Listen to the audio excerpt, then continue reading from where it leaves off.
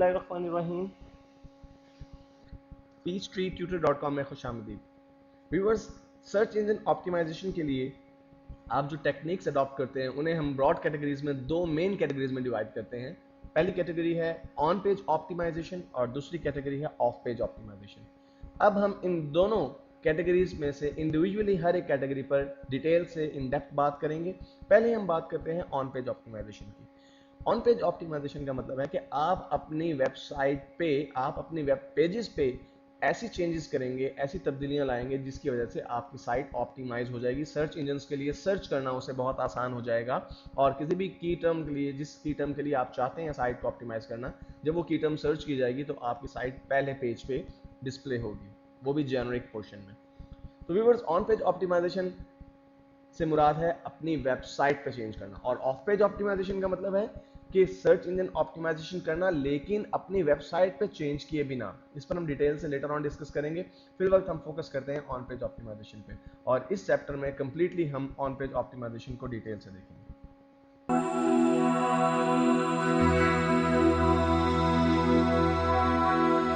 बिस्मिल्लाहिर्रहमानिर्रहीम। peachtreetutor.com में खुशामदीद। अपने इस चैप्टर से हम बाकायदा तौर पे ऑन पेज ऑप्टिमाइजेशन का आगाज़ कर रहे हैं। व्यूअर्स, ऑन पेज ऑप्टिमाइजेशन, जैसा कि मैंने आपसे पहले डिस्कस किया, कि ऐसी टेक्निक है जिसके ज़रिए हम अपनी वेब पेजेस पर चेंजेस करते हैं और उसकी वजह से हमारी रैंकिंग सर्च इंजन में बेहतर होती है। इस चीज़ को बहुत बेहतर तरीके से समझने के लिए आइए मैं आपको एक एग्जांपल दिखाता हूँ। मेरे पास इस वक्त गूगल सर्च इंजन ओपन है और मैं यहाँ पे एक कीवर्ड सर्च करता हूँ, फॉर एग्जांपल बेली फैट, और एंटर प्रेस करता हूँ। गूगल ने 0.11 सेकंड में मेरे लिए 19 करोड़ 90 लाख रिजल्ट जो है वो जनरेट कर दिए हैं। इसमें से जो टॉप पे हमारे पास साइट आ रही है, पहली तो विकीपीडिया की साइट है। डेफिनेटली विकीपीडिया में तो डेफिनेशन होगी बेली फैट के हवाले से, हमें तो बेली फैट को लूज करने के लिए कुछ जो है वो इंफॉर्मेशन चाहिए है। इसके लिए दूसरे नंबर पे जो हमारी साइट है उसका जो नाम है वो है loosebellyfat101.org। व्यूअर्स, अगर आप यहाँ पे गौर से देखें तो पहली चीज़, जिस चीज़ ने, पहला एलिमेंट जिसने इस साइट को रैंकिंग बेहतर करने में मदद दी, वो इस साइट का इटसेल्फ नाम है, डोमेन है, जो कि जिसमें बेली फैट का वर्ड यूज़ हुआ है। अब मैं इस पेज को व्यू करता हूँ, एक नए पेज में, एक नए टैब में इस पेज को मैं ओपन करता हूँ, और हम देखते हैं कि गूगल ने किन वजूहात की बिना पर इस साइट को रैंक किया है, पहले पेज के ऊपर लाके इसको खड़ा किया है। व्यूअर्स, सबसे पहली चीज़ जो वो देखनी है हमें, वो है इस वेब पेज का टाइटल। अगर आप इस पेज का टाइटल देखें, how to lose belly fat, यानी गूगल ने जब बेली फैट के वर्ड्स को सर्च किया तो ये वो वेबसाइट थी जिसमें टाइटल में ही बेली फैट का वर्ड इसे नज़र आ गया। ये एक बहुत अच्छी टेक्निक है। आपका टाइटल बेहद इंपॉर्टेंट है ऑन पेज ऑप्टिमाइजेशन के हवाले से, इसलिए टाइटल को ज़ाया मत कीजिए। बहुत से लोग बिल्कुल फजूल किस्म के टाइटल्स अपने पेजेस के रखते हैं, for example welcome to my web page, my first web page. इस किस्म के टाइटल्स कतई तौर पे सर्च इंजन ऑप्टिमाइजेशन टेक्निक में कारगर साबित नहीं हो सकते। हमें बेसिकली अपनी डोमेन के नाम के बाद जब ऑन पेज ऑप्टिमाइजेशन पे आना है तो पहली चीज़ जो है वो हमारे पेज का टाइटल है, और नेक्स्ट वीडियो में हम डिटेल से देखेंगे कि टाइटल को कैसे सिलेक्ट करना चाहिए और किन चीज़ों का ख्याल रखना चाहिए। उसके बाद हम नीचे की तरफ आते हैं, मजीद रीड आउट करते हैं। व्यूअर्स, उसके बाद आप देख रहे हैं कि इस पेज की जो पहली हेडिंग है वो है how to lose belly fat, यानी वही वर्ड, बेली फैट का वर्ड पहली हेडिंग के अंदर हमें नज़र आ गया है।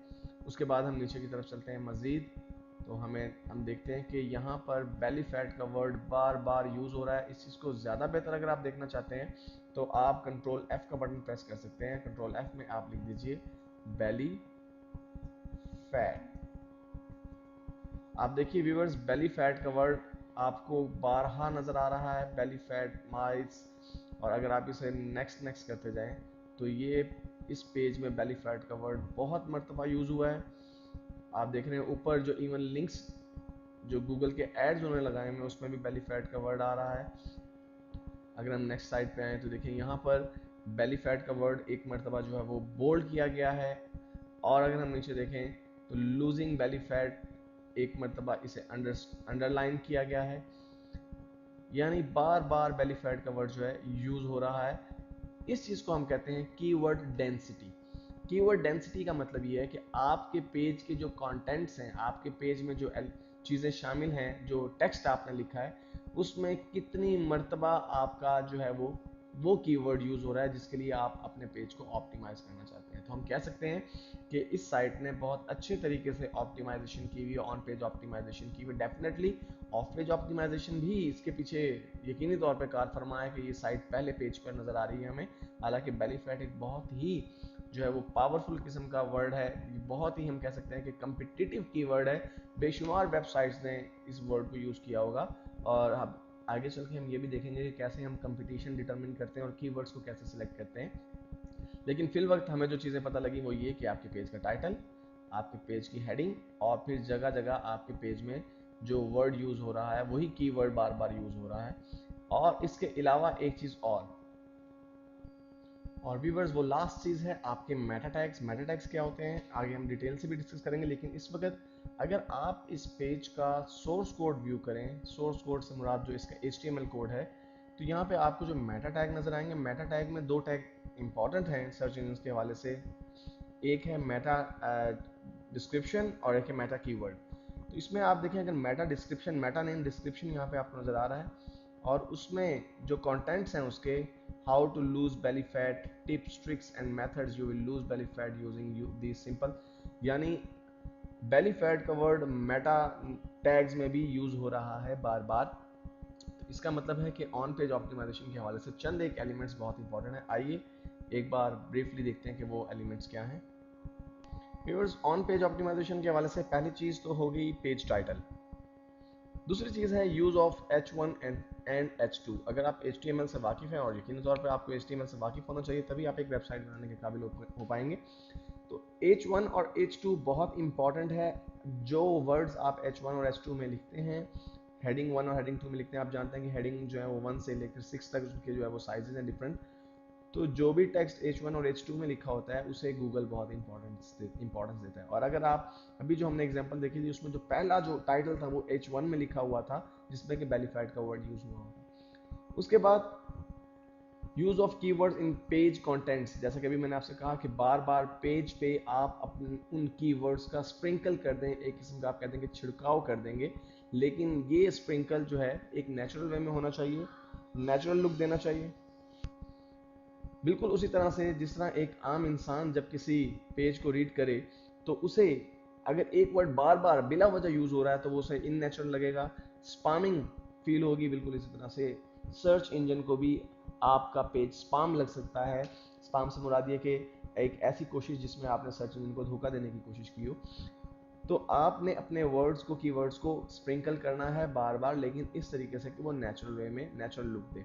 उसके बाद उन कीवर्ड्स को एक मरतबा बोल्ड करना है, एक मरतबा अटैलिक करना है, और एक मरतबा अंडरलाइन भी करना है, लेकिन एक मरतबा से ज़्यादा नहीं करना। मसलन अभी जो हमने पेज देखा था उसमें बेली फैट का वर्ड आपने देखा बोल्ड भी हुआ था एक मरतबा, अंडरलाइन भी हुआ था और अटैलिक भी हुआ था।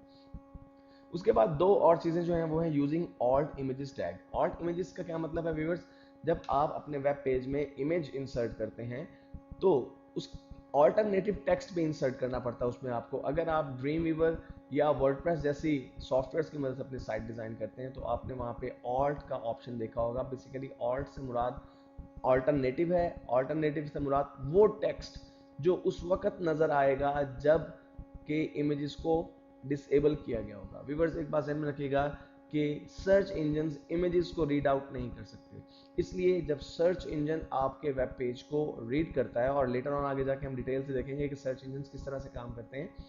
सर्च इंजन जब आपके पेज को रीड करता है तो वो आपके पेज में जो इमेजेस मौजूद हैं उन्हें रीड नहीं करता। इसलिए गूगल या दूसरे सॉफ्टवेयर, गूगल या दूसरे सर्च इंजन जब अपने क्रॉलर्स या रोबोट्स को भेजते हैं पेजेस को रीड आउट करने के लिए, तो उस वक्त उन क्रॉलर्स को वहां पर इमेजेस नजर नहीं आते, बल्कि उन इमेजेस की जगह अगर ऑल टेक्स्ट यूज किया गया है, ऑल्टरनेटिव टेक्स्ट यूज किया गया, तो वो टेक्स्ट उन्हें वहां पे वो विजिबल होता है। इसलिए आप ऑल टेक्स्ट के में भी यकीनी तौर पे जो है वो अपने कीवर्ड्स को यूज करें। मिसाल के तौर पे आपने एक इमेज इंसर्ट किया है तो उसका ऑल्टरनेट टेक्स्ट आप लिख सकते हैं image for reducing belly fat for example. तो आपका एक कीवर्ड एक मरतबा फिर यूज हो गया और ये इन नेचुरल भी नहीं लगेगा, नेचुरल वे में आपको दिखाई देगा। और उसके बाद लास्ट चीज जो मैंने पहले डिस्कस की कि मेटा टैग्स। मेटा टैग्स अगरचे इतने इंपॉर्टेंस नहीं रखते, एक वक्त था जब सर्च इंजन ऑप्टिमाइजेशन सिर्फ मेटा टैग्स की बेस पर होती थी, लेकिन अब वो वक्त गुजर चुका है। अब सर्च इंजन आपके पेज कंटेंट्स को प्रॉपर्ली रीड आउट करते हैं, लेकिन स्टिल मेटा टैग्स अभी भी कुछ ना कुछ रोल प्ले करते हैं, तो आपको अपने मेटा टैग्स में भी पेजेस को यूज़ करना है। तो व्यूअर्स, नेक्स्ट वीडियो में हम देखेंगे कि हम अपने पेज के टाइटल को किस तरह से जो है वो सेट करते हैं।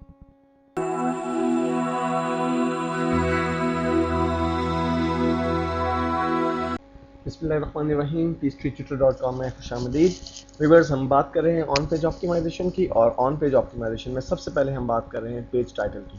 जैसा कि मैंने अपनी पिछली वीडियो में तस्करा किया कि बहुत से लोग पेज टाइटल को इंपॉर्टेंस नहीं देते और उसमें बिल्कुल बेमानी किस्म के अल्फाज का इस्तेमाल करते हैं, लेकिन पेज टाइटल इंतहाई इंपॉर्टेंट एलिमेंट है ऑन पेज ऑप्टिमाइजेशन का, क्योंकि जब सर्च इंजन आपके पेज को रीड आउट करना शुरू करता है तो सबसे पहले वो आपके पेज टाइटल को आप जो है वो रीड करता है।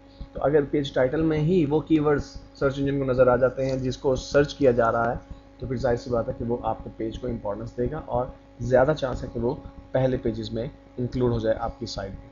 तो व्यूअर्स, देखते हैं कि पेज टाइटल के हवाले से हमें किन बातों का ख्याल रखना ज़रूरी है। व्यूअर्स, पेज टाइटल के हवाले से 4 बातें इंतहाई अहम है। पहली बात कि आपको अपने पेज का टाइटल 60 कैरेक्टर्स से ज़्यादा नहीं रखना है, यानी आपके पेज टाइटल में जो कैरेक्टर्स यूज़ हो रहे हैं, जो अल्फ़ाबेट्स यूज़ हो रहे हैं, वो 60 से ज़्यादा नहीं होने चाहिए, इंक्लूडिंग स्पेसेस।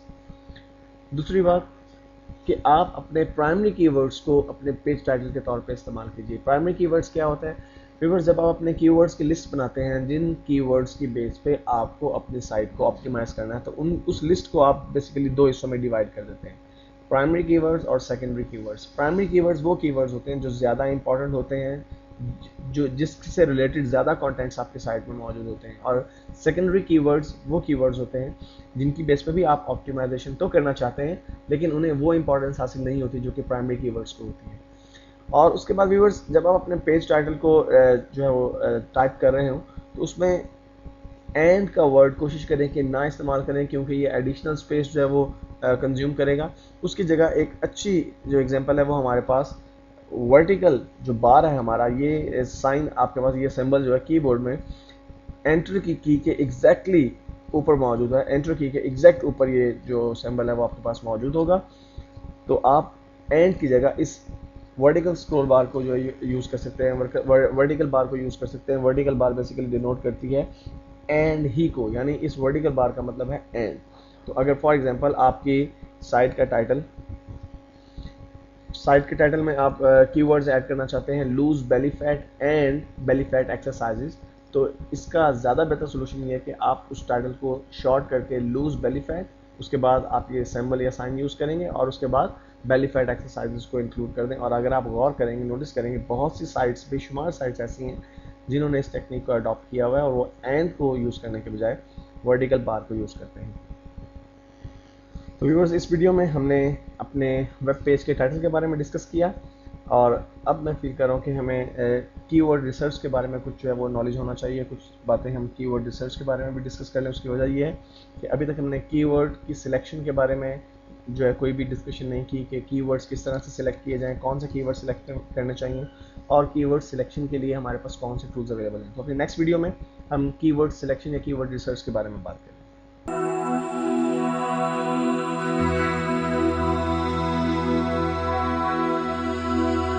बिस्मिल्लाहिर्रहमानिर्रहीम, peacetree.com में खुशामदीद। व्यूअर्स, ऑप्टिमाइजेशन ऑन पेज हो या ऑफ पेज ऑप्टिमाइजेशन, सबसे इंपॉर्टेंट एलिमेंट ये है कि आप किन कीवर्ड्स की बेस पे अपनी साइट को ऑप्टिमाइज करना चाहते हैं।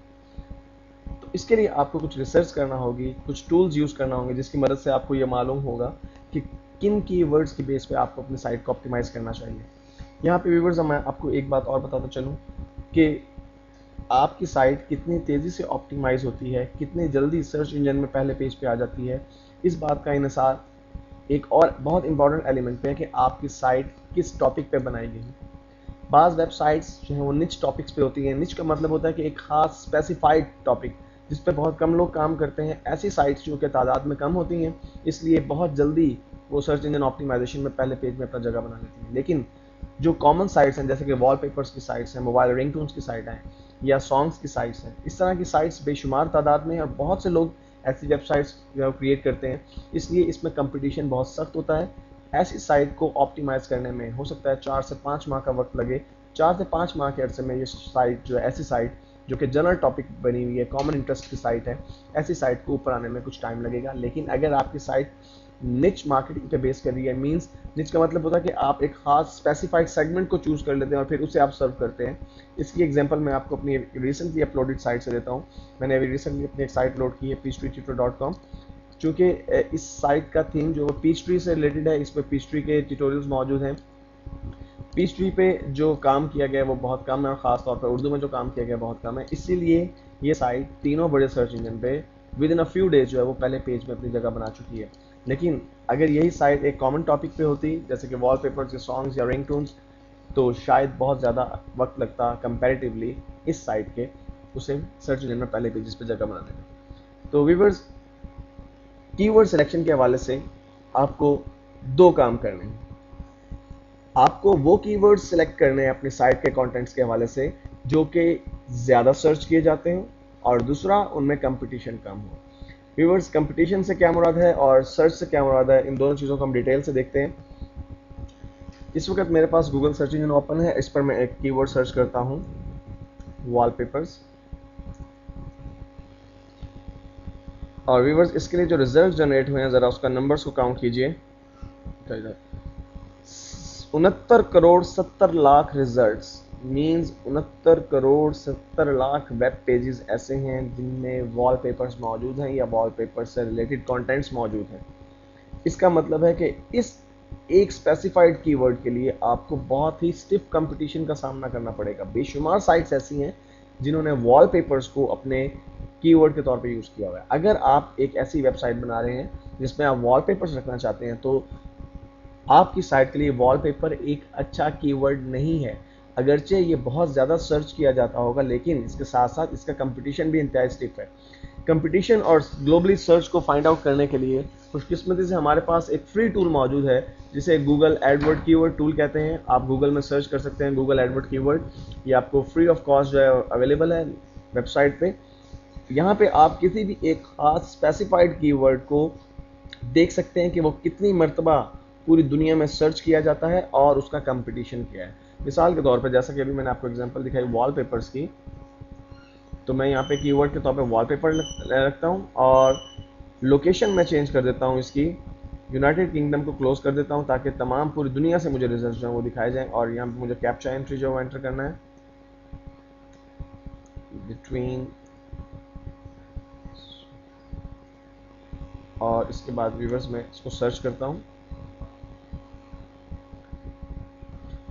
लीजिए व्यूअर्स, गूगल एडवर्ड कीवर्ड ने हमारे पास जो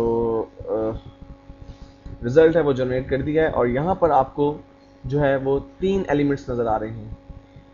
मेन इंपॉर्टेंट जो एलिमेंट्स हैं वो 3 हैं। एक है आपका कीवर्ड, दूसरा है उसका कंपटीशन, और तीसरा है उसका global monthly search. Local monthly search और ग्लोबल मंथली सर्च अमूमन सेम ही होती है, इसलिए आप लोकल मंथली सर्च को इतना ज़्यादा कॉन्सेंट्रेट ना कीजिए। मेन 3 एलिमेंट्स हमारे कीवर्ड, कंपटीशन और ग्लोबल मंथली सर्च। व्यूअर्स, यहाँ पे आप देख रहे हैं कि फ्री वॉलपेपर्स, इससे बेसिकली जब आपने ये वो कीवर्ड सर्च किया वॉलपेपर्स, तो गूगल ने ना सिर्फ वॉलपेपर्स बल्कि उससे जो मिलते जुलते कीवर्ड्स हैं उन सब का हमें रिजल्ट जो है दिखाया है। अगर हम सिर्फ वॉलपेपर की बात करें तो वॉलपेपर यहाँ पे हमारे पास मौजूद है। व्यूअर्स, यहाँ पे आप देख रहे हैं कि ग्लोबल मंथली सर्च इसकी बहुत ज़्यादा है, 6 करोड़ 80 लाख मरतबा पर मंथ वॉलपेपर की टर्म को सर्च किया जाता है। मींस ये टर्म जो है, ये एक कीवर्ड वॉलपेपर 6 करोड़ 80 लाख मरतबा सर्च किया जाता है। और अच्छी बात यह है व्यूअर्स, अगर आप इसके कंपटीशन का जायजा लें तो कंपटीशन लो कंपटीशन है। मींस बहुत ज़्यादा वेबसाइट्स वर्ल्ड वॉलपेपर को यूज़ नहीं कर रही की टर्म के तौर पे। तो अगर आप एक वॉलपेपर की साइट बना रहे हैं तो अब आप इस रिजल्ट की बेस पे ये डिसाइड कर सकते हैं कि ये कीवर्ड एक अच्छा कीवर्ड है।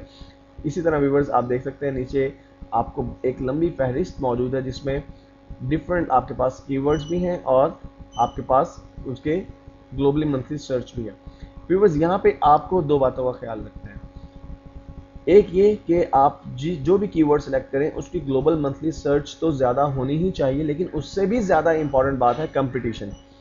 आपका कंपटीशन लो हो, जितना लो हो, जितना कम हो उतना ही ज़्यादा बेहतर है, क्योंकि जब आप एक नई वेबसाइट बनाते हैं तो आपको compete करना होता है। अगर आप थोड़ा सा डाउन साइड पर स्क्रॉल करें तो आपको बहुत कम, बहुत ही लो जो कंपटीशन है वो भी, उसके भी एक कीवर्ड मिल जाएगा, वॉलपेपर 2011। अगरचे ये वर्ड उतनी मरतबा सर्च नहीं किया जाता जितनी मरतबा सिर्फ वॉलपेपर सर्च किया जाता है, यानी 3,68,000 मरतबा, लेकिन इसका कंपटीशन कम है। इस चीज़ को हम जो है वो गूगल पे भी जाके जो है अप्लाई करके देखते हैं। वॉलपेपर्स 2011 को अगर हम सर्च करें तो देखते हैं कि हमारे पास क्या आता है रिजल्ट। जब हमने सिर्फ वॉलपेपर को सर्च किया तो यहाँ पे हमारे पास 69,70,00,000 जो वेबसाइट्स या पेजेस ऐसे हैं जिन पर वॉलपेपर्स का कीवर्ड मौजूद है। लेकिन अगर वॉलपेपर्स 2011 को सर्च करें तो आपके पास जो रिजल्ट आया वो ये है कि ये keyword wallpapers 2011 41 crore 10 lakh website या वेब पेजेस पर मौजूद है। अगरचे ये भी बहुत स्टिफ कंपटीशन है, बट कंपैरेटिवली टू 69 करोड़, आप अगर 41 करोड़ को देखें तो जाहिर सी बात है कि एक मेजर डिफरेंस है आपके पास, तकरीबन 28 करोड़ का डिफरेंस है। ये काफ़ी बड़ा डिफरेंस है। तो आपने इन दो बातों को जहन में रखते हुए अपने कीवर्ड्स को सिलेक्ट करना है कि कंपटीशन कम से कम हो और आपका जो ग्लोबल मंथली सर्च है वो ज़्यादा हो। यहाँ पे देखिए एक और की टर्म जो हमारे पास मौजूद है, कूल वॉलपेपर्स। इसका कंपटीशन भी बहुत लो है, बहुत वीक है, और उसका जो ग्लोबल मंथली सर्च है वो 4,50,000 मरतबा है। व्यूवर्स, इस वक्त आप कोशिश कीजिए कि एक, जब शुरू में आप अपनी साइट को लॉन्च करें तो बहुत छोटा कीवर्ड सिलेक्ट मत कीजिए, क्योंकि कीवर्ड जितना छोटा होगा कंपटीशन उतना ही स्टिफ होगा। थोड़ा सा ज़्यादा बड़ा जो है वो कीवर्ड सर्च कीजिए, जैसे कि कूल वॉलपेपर्स या वॉलपेपर्स 2011 या डेस्कटॉप वॉलपेपर्स फ्री, या फॉर एग्जांपल इसी तरह के मिलते जुलते ब्यूटीफुल वॉलपेपर्स। इस सूरत में अगरचे आपके पास कंपटीशन जो है वो कम होगा और उसके साथ साथ ग्लोबल मंथली सर्च भी कम होगी, लेकिन आपकी साइट को जेन्युइन ट्रैफिक मिलेगी, क्योंकि कंपटीशन कम है तो आपकी साइट के ऊपर आने के चांसेस ज़्यादा है। लेटर ऑन जब आपकी साइट एक पोजीशन डेवलप कर ले, जब आप देखते हैं कि एक बड़े कीवर्ड पे, फॉर एग्जांपल कूल वॉलपेपर की बेस पे अपने साइट को ऑप्टिमाइज करते करते आप पहले पेज पे ले आए हैं, अब आप इस पोजीशन में आ गए हैं कि अब आप उस कीवर्ड को शॉर्टन कर दें, छोटा कर दें, और कोई बेहतर कीवर्ड जो ज़्यादा ग्लोबली सर्च होता हो उसकी बेस के ऊपर आप उसको ऑप्टिमाइज कर सकते हैं। तो व्यूअर्स, अपने इस वीडियो में हमने देखा कि हम किस तरह से कीवर्ड्स को सिलेक्ट कर सकते हैं।